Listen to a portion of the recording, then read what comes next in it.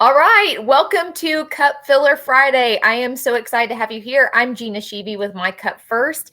And in this space, once a month, we honor a woman that can teach us something about taking care of ourselves in a particular way that they have found that's helpful to them. And in that way, I hope that it's helpful to you. So today I am excited and honored to invite Dani Criqui into our space.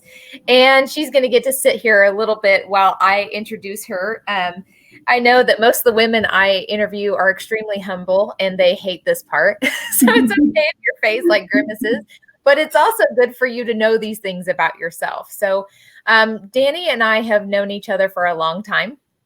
She's one of those friends that whenever we see each other, I feel like no time has passed. She's also never aged. I mean, look at her. She's just seriously just gorgeous. But that's how it goes with friendships that transcend all the seasons that life might have. And so we met in college. We were working at the Buckle, if I remember. Yeah. Working at the Buckle. We were in one another's weddings. I think I sang in your wedding. You were very, very pregnant, about to pop in my wedding. Yes. So beautiful. But Dani has a true gift in sharing her faith and encouraging others in theirs. And there's definitely a calm about her that makes you feel accepted in her presence. And I think that's a real gift. She tends to her faith first in order to fill her cup. And I just can't wait for you to hear about her self-care journey. So Dani is of Linden, Kansas currently. She is a mother of 3, high school counselor, a woman living her faith fully armed by and in service of God, down to earth, real, and full of grace. And now the embarrassing part's over, Dani. I want you to take all of that, and I hope that sinks in. But welcome, welcome, welcome. Thanks for joining us today.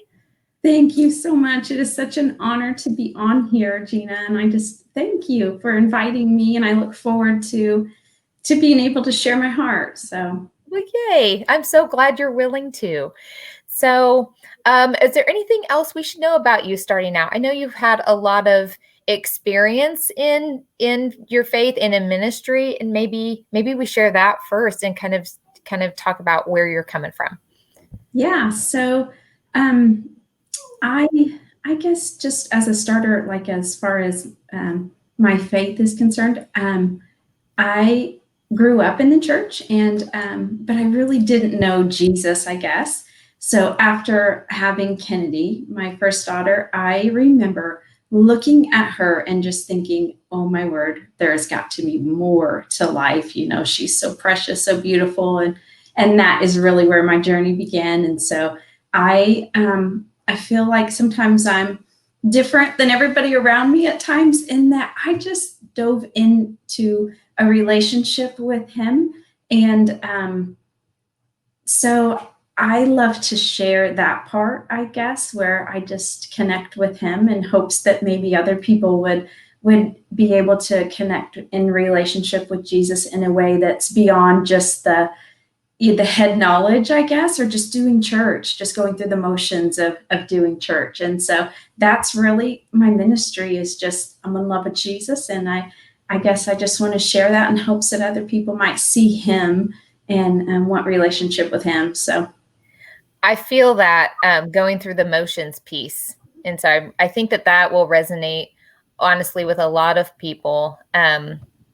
We want to be such good followers. We want to, do all the right things and maybe even say all the right things. And we might even tell ourselves that, oh yeah, I'm good with God. I go to church every Sunday. And there is a piece of that is very important, but it is not necessarily the only piece that feeds your soul and feeds your relationship.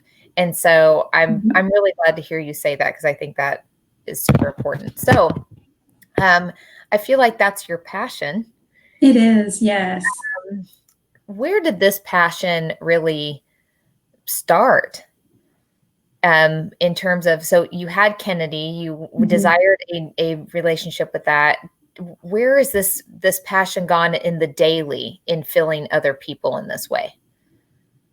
Well, ironically, ironically, I would say, I started, with Kennedy, and I got involved, with the church. And then 2 years later, I was pregnant with Abby, and I had to be on bed rest with her for 3 months. And that was a long time of just being by myself alone on my couch for 3 months. And so it was really during that time when I was alone. It was a really, really hard time. But yeah, it was in those moments where I really met with Jesus. And he gave me a desire, I guess, and a love for other people. And so I would say one of my greatest passions is just asking Jesus, like, tell me about your daughter. Tell me about this one or that one, wherever I'm at. And he'll tell me something, about them. And my passion, my favorite thing is to go and share with them. And I don't say like, oh, Jesus told me, sometimes that freaks people out. So I'll just encourage them in that way. And I feel like it's kind of life-giving, obviously, if he sees it, if Jesus sees it, that person maybe is a really good mom and just loves really well. So I'll just go up and just say, hey, I just want you to know I see your heart, and you're a good mom, and you're loving really, really well.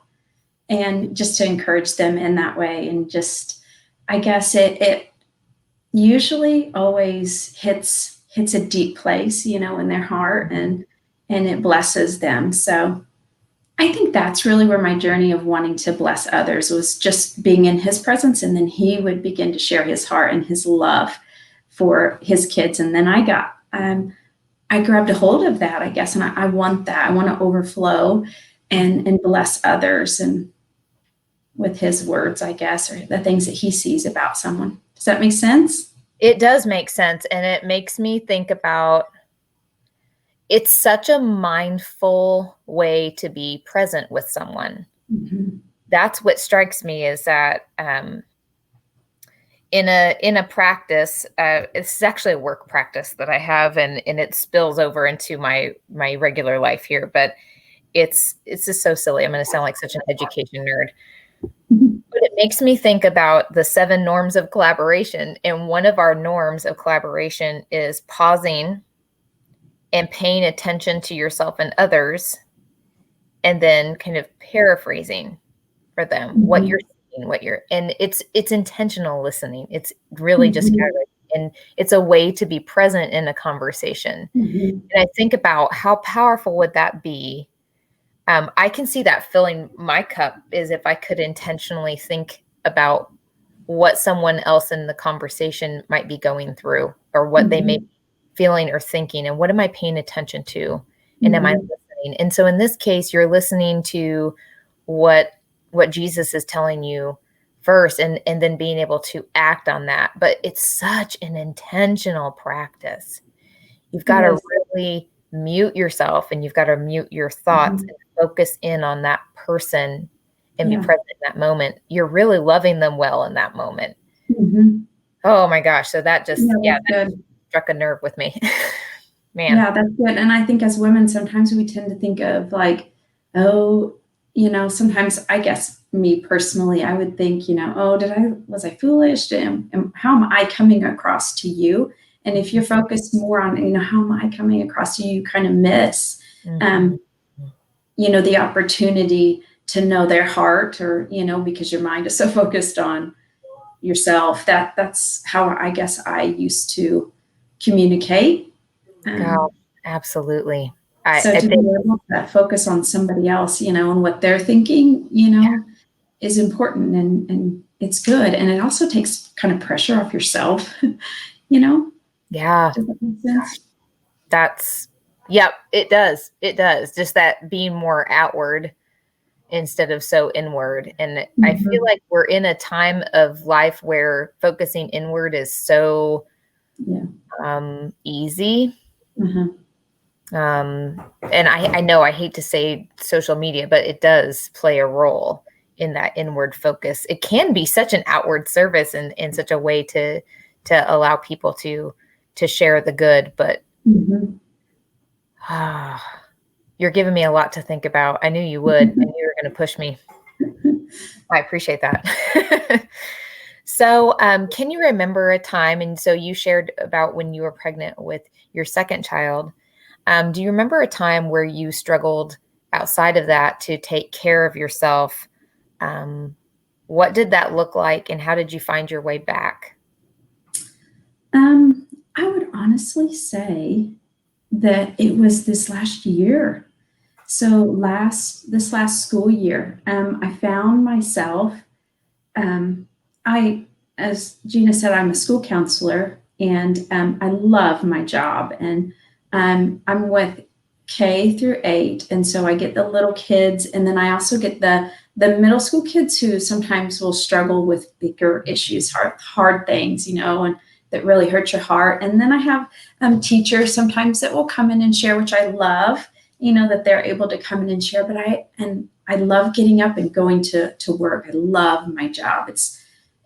I'm so blessed to be able to work, in a position that I love. So with that being said, I found myself last year struggling, really struggling. And I was short, kind of, I felt like, with the kids, like I was getting frustrated or annoyed easily.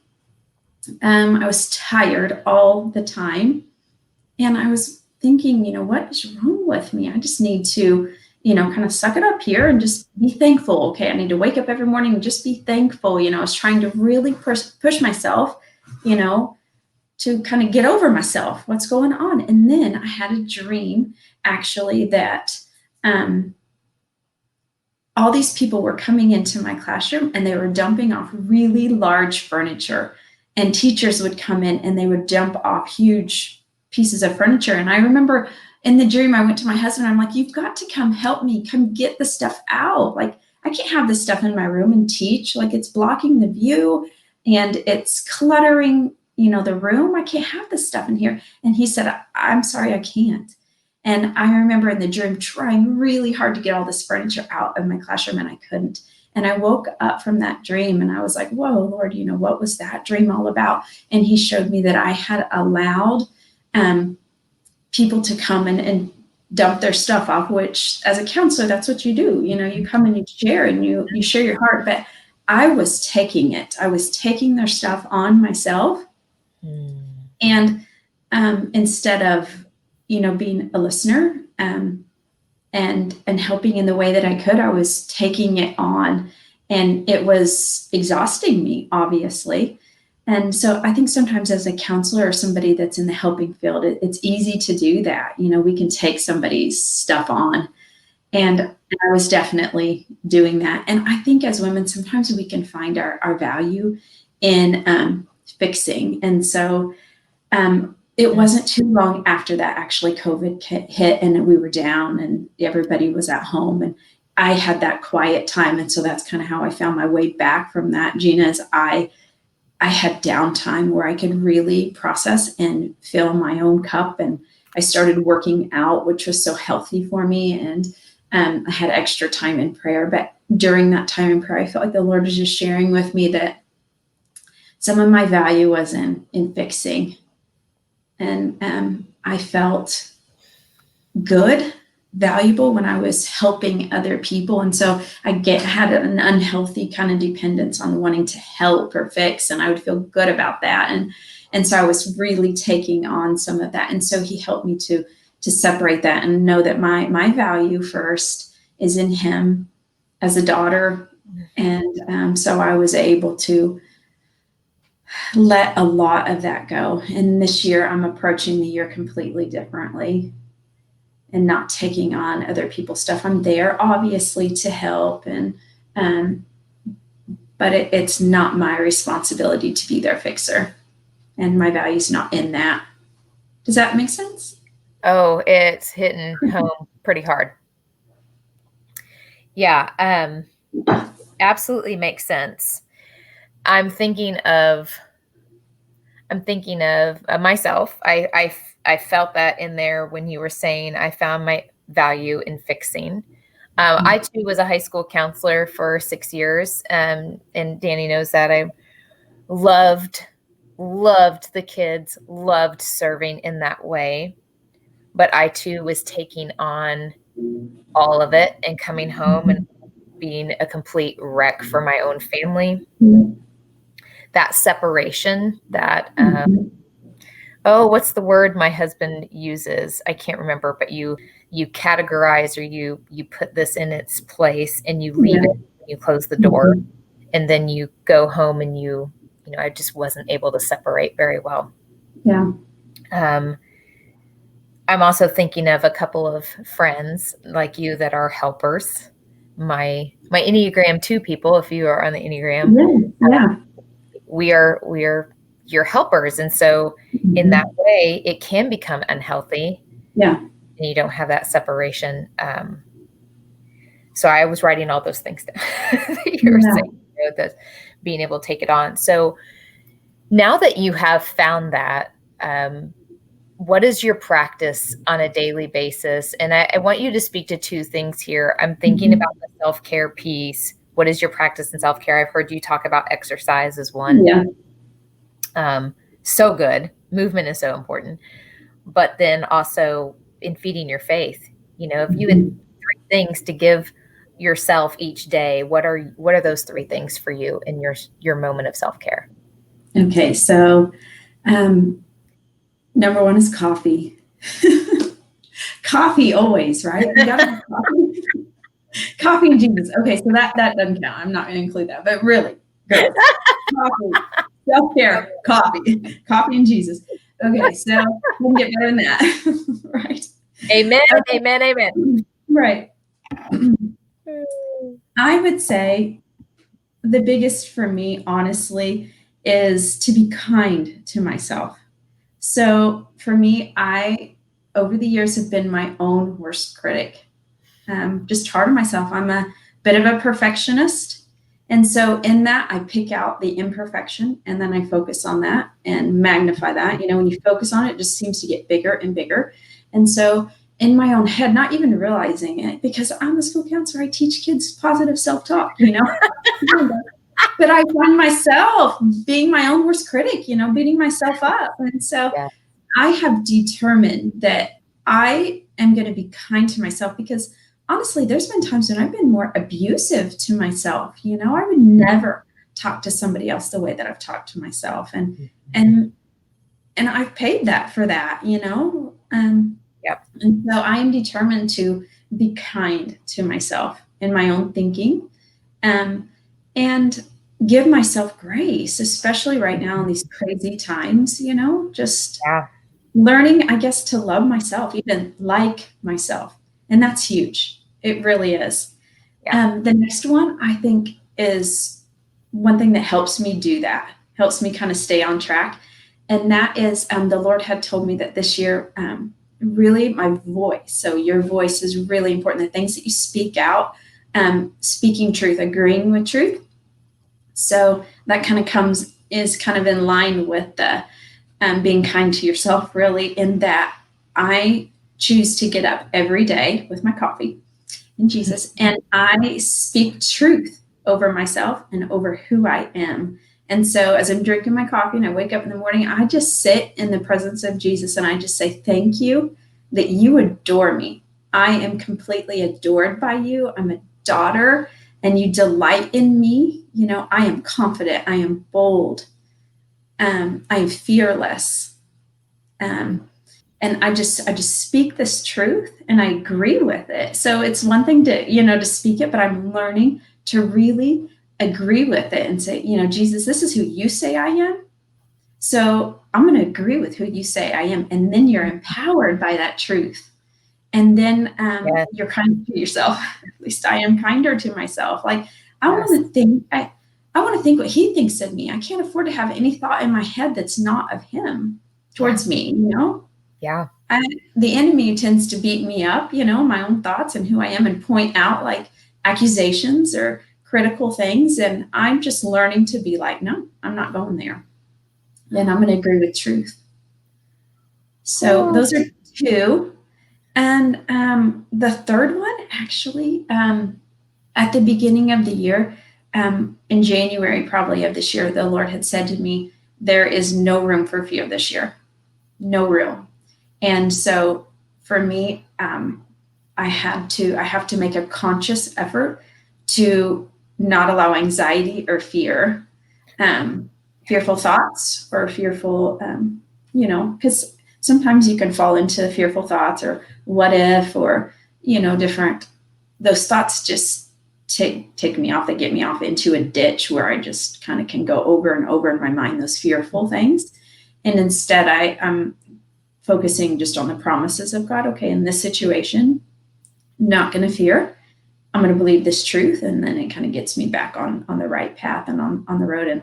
And I know that if I allow fear in, even just one little bit of fear, and I start thinking on that fear, it just gets really, really big for me. That's just my personality. And so if I magnify that or think on it, it just gets really, really big. And so he said, there's literally no room for fear. So I can't even allow it to come in at all. And so I'm giving myself grace there, because I'm obviously not perfect at that. And that can be a habit, to fall into. Worry can be a habit.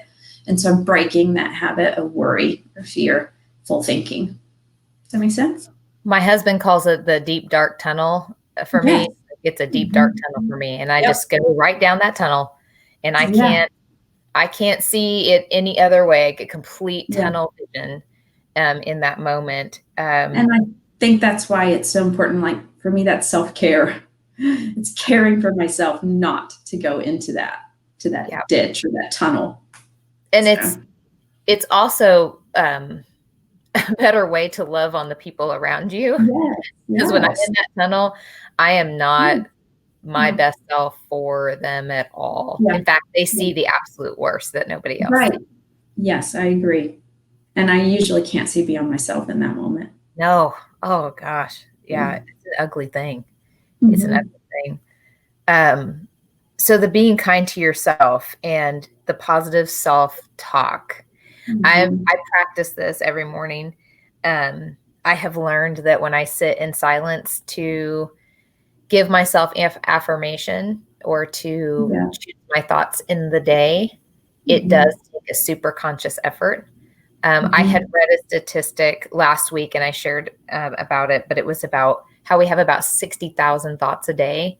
And for someone who struggles with anxiety and worry, fear, which is leading into depression for sure, about 80% of the things they say to themselves are negative. Yes. And I was like, golly. And then when you mentioned, I wouldn't say those things to someone else. Why am I saying them to myself? One of the practices I read about was saying that thing out loud as if you were talking to your best friend, and then sitting in that moment of horror, really, of I would never say that to Dani. I would never say that to her. And how you really just have to be really intentional on what thoughts you're going to grab hold of and which thoughts you're going to let go. Gosh, so powerful.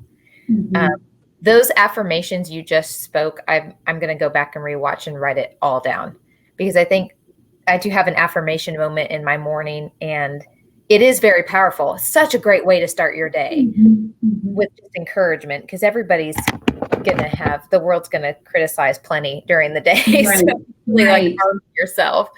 And I loved all of those things that you were sharing about affirming yourself in the way that God sees you. So powerful.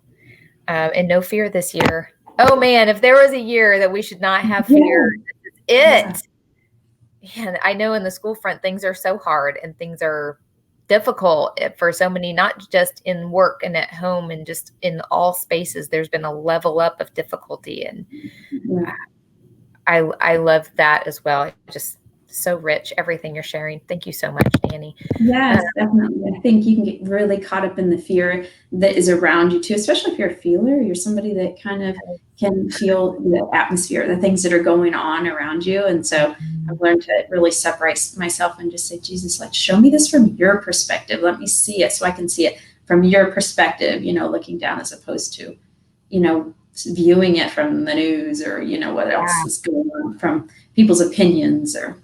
Absolutely. We're in the weeds down here. So Jesus' his bird's eye view is a really good thing. Yes, definitely. So do you have any final things, anything that you would like to share that I haven't asked? I think it's important to know, I guess, the things that drain your cup. Oh, Because you can be filling your cup, constantly filling your cup, but if you got a leak in it, it's not going to be doing you any good, right? And for me, you know, I think that the self-talk, obviously. And then the other big thing that I feel like really would drain my cup would be, I would say, comparing myself to other people. You know, other women, I think as women, we sometimes will do that, or like, you know, are we measuring up, or what's so-and-so doing? And social media is terrible about that. There's times when I get on there and it's like, I have a horrible feeling like, oh, you know, and I'm like, I've got to get off of this, you know, and get in a better place mentally. But I think comparing can really suck the life out of you, because then you begin to question yourself and, you know, highlight the things that you're not. Oh, that's real. Yep. Being, you know, focused on the things that you are, and liking yourself instead of comparing and thinking that they're better or whatever it is, you know? Yep. You're not good enough. You gotta yeah. Yeah. I just feel, I definitely feel that comparison piece. And I think we do it a ton. I have that conversation with my girls a lot. Like, you can tell when they're comparing, and they're, it usually comes out as something, you know, well, I'm not this person, so I don't have that going for me. And I'm like, stop. She has her own journey and her own path, and you have your own journey and your own path. Right. So and easy to learn to love yourself for who you are, and you're different maybe from the people around you. Like for me, this is something that I struggle with. This is kind of silly. You're gonna laugh, but I have not been the best cook. You know, I just don't love it. I have no desire to spend time in the kitchen learning. And so I have not applied myself there at all. And I have no desire. I have no desire to go and learn how to be an amazing cook. And so I'd rather go pray. I'm totally married all the way through. And so, you know, these Marthas come in and they're like completely amazing, you know, and all this cooking, you know, and such great food. And then there's times when I'm like, oh, you know, I feel a little less than, but I'm just like, you know what? It is what it is. And I've learned to be like, yeah, I don't love to cook. And because I'm not, you know, applying myself there, I'm not going to probably be the best cook ever, but I love it. It's okay. I am who I am. Yes. All you have to just come over. Yes. And you can teach her to pray, and she can teach you to cook. Right. Yeah. Or you come cook for you, and you can just pray for her. Right. You come cook for my family, and I'll pray for you and your family. Yeah. No, but really, you know, for women, sometimes you can find like your value in that. Like, oh, she's a great cook, or, you know, you're just supposed to be this, supposed to be a good cook. Well, the supposed to be category is so huge with so many unrealistic expectations. I can't even. And I feel like that's the wall we are breaking ourselves against. Yeah. That is the wall right there. I can't handle it. I am not the best cook. The best cook in my house is Aaron. Yay. Thank goodness for him. And he actually likes to do it. Nice. So weird. I don't love to, I guess I will say this. There are certain meals I like to make that remind me of my Nani, and a glass of wine, and having that while I'm cooking, you know, and with her. I just feel her. I feel her nearby when I'm in that moment, but it's only certain things. Everything else is on Aaron. No. That's not either. And that's okay. Yes. Right? Yes. Decoration would be another one. I don't know how to decorate. I can't see it first. I don't have the vision that my mom does. My mom can walk into a room and go, okay, when you put this. I was like, thank you for being in my life, because I can't do that. Yes. But yeah, I feel that. The drain your cup. I heard you say self-talk. I heard you say comparison. And being gracious with yourself from there. Anything else you find that drains your cup? I am an introvert, and so I know that I need time alone, time by myself, for me to recoup. And if I don't have that, then I feel like I'm usually exhausted, or my cup is definitely empty. So just a little bit of time just to be by myself. I make that a priority as an introvert. Yeah. So I shared this with you. I have a limit to how much I can perform or be with other people, because it is draining when you feel the things in the room. It's draining to take in all of that information and then go to process it. And so, but then when people see, well, but I saw you live on your Facebook page, or I see you doing things like this, it takes a lot of energy out of me, and it takes a great deal of positive self-talk to get here. Yeah. And so that recoup, I think that's going to speak to more people than what you think. That idea of having to have time by myself, shut the door, and just, my kids know it. My husband knows it. I have a kid that's like that. She's like, oh, there's only so much of people I can take right now. Yeah, exactly. Yeah. Very good. It's important.